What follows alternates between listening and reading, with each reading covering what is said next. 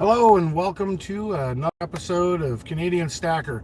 I'm just trying to adjust my camera now. I'm going to do a little bit of driving. I'm not going to be able to probably read the chat comments as I'm going to be driving, but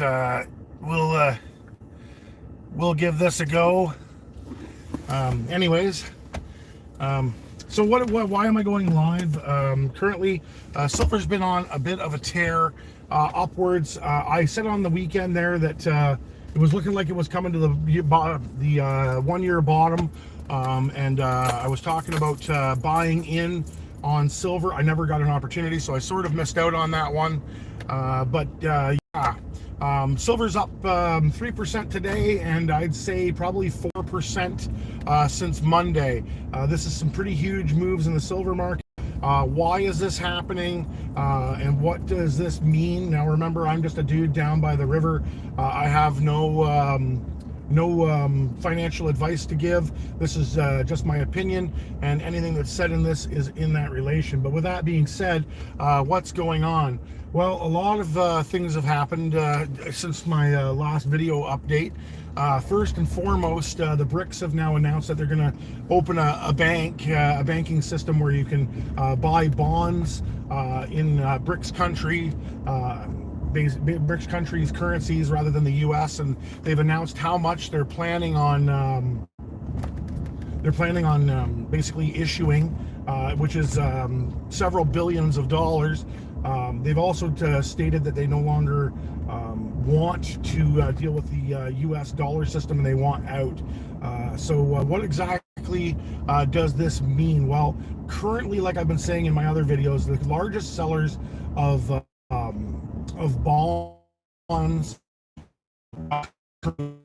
Japan, China, and the United States of America's Federal Reserve, selling off bonds. This is driving up incredible amounts of demand, basically for more interest payment on the bonds. That's why the interest rates have been going up. I see that somebody's in here. Thank you for joining. But like I was saying, like there's a bunch of bonds that have went out, and like over $1 trillion worth have been flooded into the market, and they all got sucked up like a slushy out of a Slurpee machine and got bought up. These higher interest rates are going to keep going up, and I don't see it slowing down anytime in the near future. It can't. I see the Fed hiking, like I said, twice more this year and just continuing on into next year, and they have to do it. They got to strengthen the dollar, because ultimately the Federal Reserve, other than protecting your job, their next mandate is to basically keep inflation at 2%. That's not currently happening. Canada turned around because they realized in the rate stopping cycle that they'd made the wrong choice, and they started hiking again. The U.S. followed suit a month later and hiked, and now there's more hikes coming, and the U.S. can't slow down, because if they do, the bond market implodes, and the bond market is absolutely massive. The U.S. has over 50%, 58% of all bond issuances are in the United States dollar. The next largest is I believe China, followed up by a smattering of other countries. Canada has about $1 trillion in bond issuances as well under their own currency, but totally there's like $65 billion in bond debt, and we have to reservice it all, because we had lower interest rates for a really long time, like decades, and now when we're refinancing, we have to purchase them at a higher rate, which is causing the interest payment on the debt to be serviced to go up. And banks are now being downgraded. There was 7 banks today. I don't know any of their names, but they got downgraded. There was other banks that were downgraded. The Federal Reserve got downgraded. Why is this all happening? Because the Federal Reserve is in trouble, and short-term time frame. The world doesn't have that kind of money to just keep loaning the U.S. Continuously. And the big thing that I think is the elephant in the room is, I think that next month the U.S. government is basically going to shut down. I think the U.S. government is going to I don't think there's any way to stop it now. Both sides are very far apart on the table, and this is going to spell some serious trouble for the U.S. So here in Canada, we have the same problems. If you like, I don't want to mention names of banks that I see that are in trouble, but I'm telling you right now, if in Canada your bank green for their logos, you might want to read into what's going on in that particular bank in Canada right now, because it's the most stable, shaky bank in Canada. Do I see it going down? I haven't got a clue, but I can tell you right now, if you've got anything held in there, you might want to consider pulling it out. You know, like a 3-month bond, and get 5 and a bit % from the Canadian and from the U.S. government, risk-free at this time. Why would you leave your money in a bank in Canada or the U.S. getting like 0.5% or 1% return? Right now, the banks can't offer more because they're locked in on bonds that don't pay that much. So, what exactly does that mean? Well, that's basically the banks don't have the ability to loan out money anymore. People are pulling their deposits. It's getting bad. When you look at a dollar, now if you're new to stacking, or if you're new to trying to learn about finance, there is a great man that I learned most of my stuff from, Michael Maloney. I suggest you look up his Hidden Secrets of Money, and watch those. They'll be amazing, eye-opening things. Or Ray Dalio's The Changing World Order. I would recommend those as primary views, like very important views for anybody who wants to get into stacking or know about the financial system and where we're at. Like 95% of all things that happen in a debt cycle happen over a longish period of time, like 40 years. But then there's larger changes that happen in 120 and 250 year terms. Ray had it great in his video, where he explained it all down, how we're actually coming to the convergence of 3 different debt cycles: the 40, the technology, and the 250 year cycles for the Industrial Revolution and all that. And we're at the changing point of a new shift into something else, something different. And what's that going to be? Well, that's the convergence of AI. AI is literally going to become the new gasoline of the world. Like, chips are the new gasoline, the new oil of the world. And without chips, you don't have our modern conveniences. You don't even have a modern dishwasher or a modern washing machine without chips. And Taiwan is the one that makes the chips right now. Like, most of the really high-end chips are made in Taiwan. And the US and China are arguing over Taiwan. The US even threatened to destroy the chip manufacturing capabilities in Taiwan. And why would they do that? Because if they can't have it, they'd rather nobody have it. Because, like I said, it's the new oil. Also, on top of that, the oil-producing countries of OPEC, they don't want to sell in U.S. dollars anymore, because the U.S. inflates them and destroys them. So the value, the purchasing power, are going down every year, and it's not serving the kingdoms and the oil-producing nations well anymore. And that's pretty much the reason why everybody wants out. Like, the banking system is a smoking hole right now, and it's waiting to absorb everything. Like, the stock market's slowing down. I can't call a stock market crash. I am, like I said, just a dude that knows what he likes.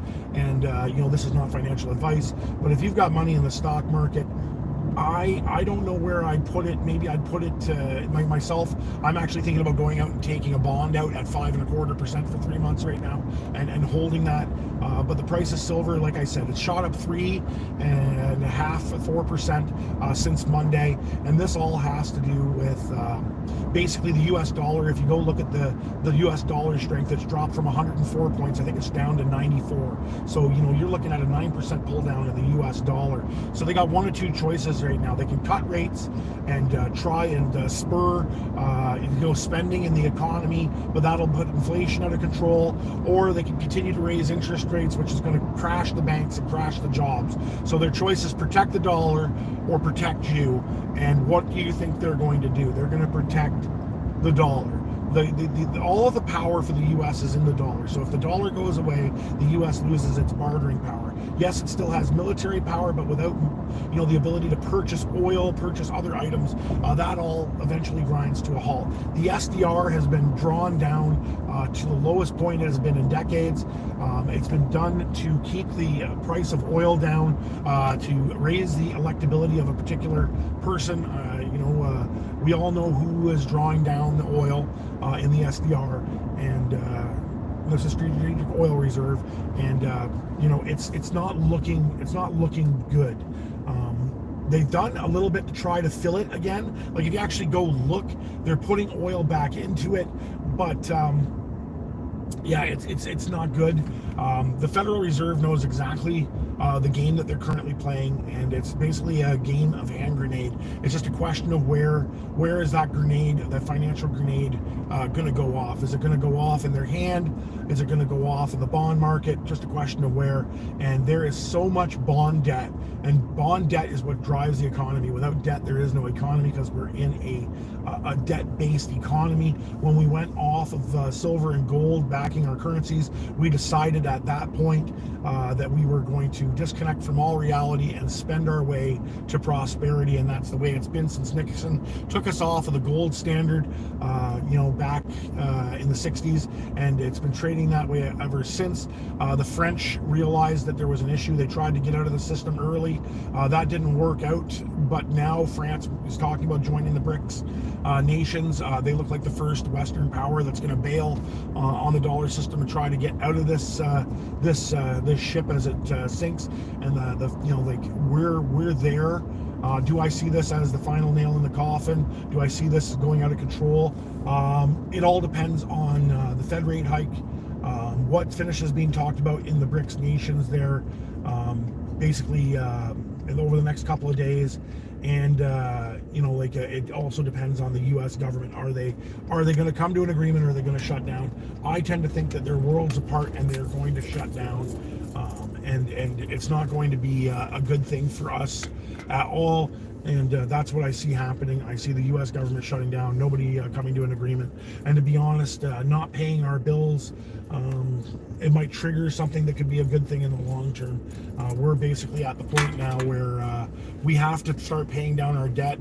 Our children, our grandchildren, our great-grandchildren are being enslaved into this debt system. We're all being turned into debt slaves.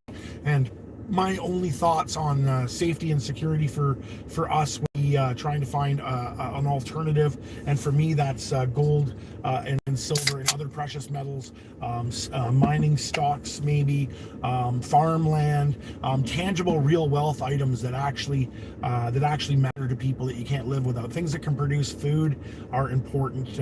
Being prepared is important. Moscow went into complete darkness yesterday from drone attacks. As far as I'm concerned, we're at DEFCON 2 now.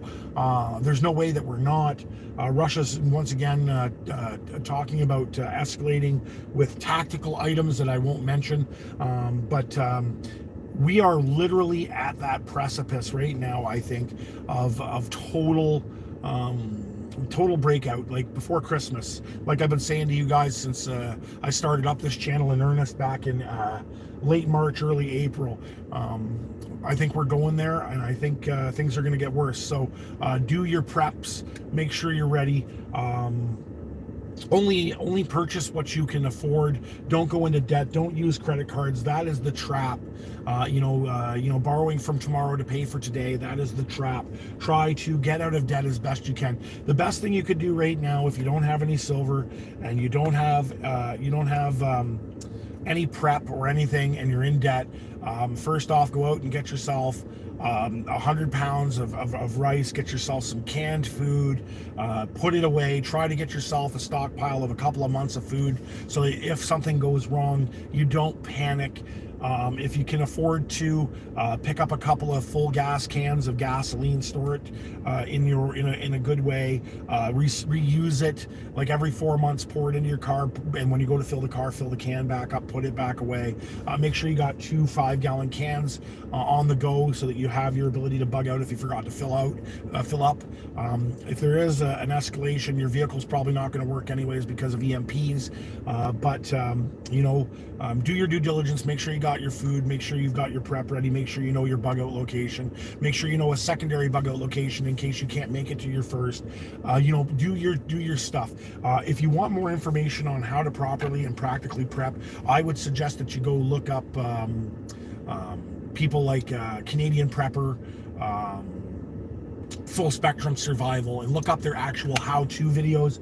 There are some amazing videos that are already out, and I would suggest that you look at your content and you do it soon. And I would suggest that you prep your food first, like I was saying, followed off by pay off your debts.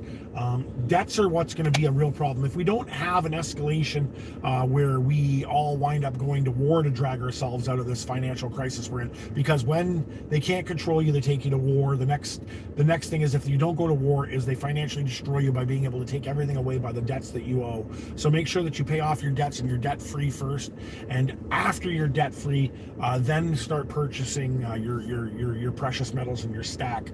Don't go into debt with a credit card to pay for metal, because your gains will be taken away by the 20% interest rates on your cards. Sure, maybe it might work if there's a total collapse and the money inflates away, but the chances of that are pretty slim. But I think that we're at a pretty dangerous point in time right now. I can tell you right now, my bug out bag is ready. I don't know what's happening in the world, but I think things have gone crazy. The Bible says it best. If you're a Christian and you read Revelations, and you read this stuff, there'll be wars, rumors of wars, there'll be disasters, there'll be storms, there'll be this, there'll be that, there'll be plagues, there'll be famines. It's all in place now. I'm not saying I told you so to anyone, but I'm just saying it's looking more and more like we're at that point. So that's all I've got for today. I need to get moving on to what I need to get done for the day. But if you've enjoyed this particular video today, if you could leave me a comment, that would be amazing. And for those of you that did comment during the live stream, thank you so much. Unfortunately, like I said, I was driving and I was unable to really read the comments. So until next time, keep your thumb to the sky, keep on stacking, and I hope you have an amazing day.